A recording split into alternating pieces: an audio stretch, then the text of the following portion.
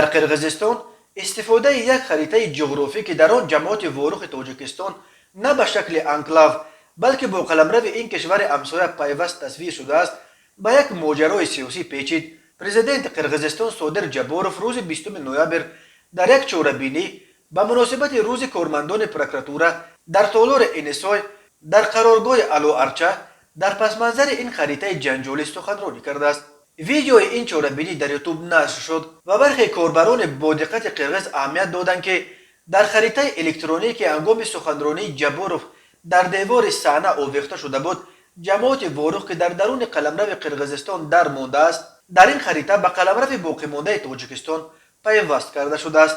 مسئله مرز اطراف وارخ یک مسئله خیلی اساس بین تاجیکستان و قرقیزستان باقی میماند و علاقه چندین بار به مناقشه های خونین آورده است. به این دلیل بسیاری ها در قرقیزستان از پرزیدنت جباروف طلب کردند که مسئله را شرح بدهد. به عقیده آنها با استفاده این خریطه قرقیزستان عملا راهی را که باید از وارخ تا مرز تاجیکستان ساخته شود همچون قلمرو این کشور همسایه اعتراف کرد. یادآور میشود ماه سال جاری در پی مناقشه خونین‌ترین در مرز تاجیکستان و قرقیزستان از جمله در مرز وارخ دو کشور جهت مشترکاً ساختن راه خواجه اعلی وارخ توافق کردند. بعد آنکه این خریطه بحث‌های گرم را به وجود آورد ویدیوی جنجال برانگیز را از یوتیوب کور کردند و شام 20 نوامبر پروکراتور گنرالی قرقیزستان مجبور شد که مسئله را شرح دهد.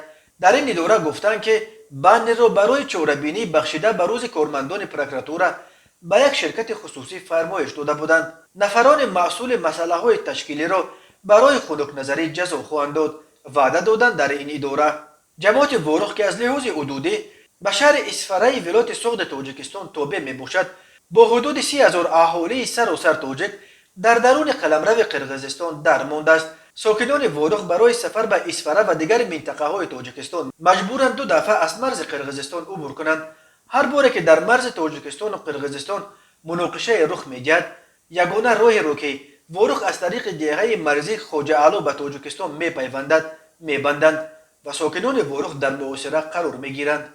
جانب تاجیکستان پیشنهاد دارد که از خواجه اعلی تا وارخ راهی ساخته شود که از دهه های قرقیزنشین عبور نکند و رو او توسط این راه آزادانه صورت بگیرد. ساکنان ناحیه بادکند و برخی مقامات قرقیز این پیشنهاد را قبول ندارند.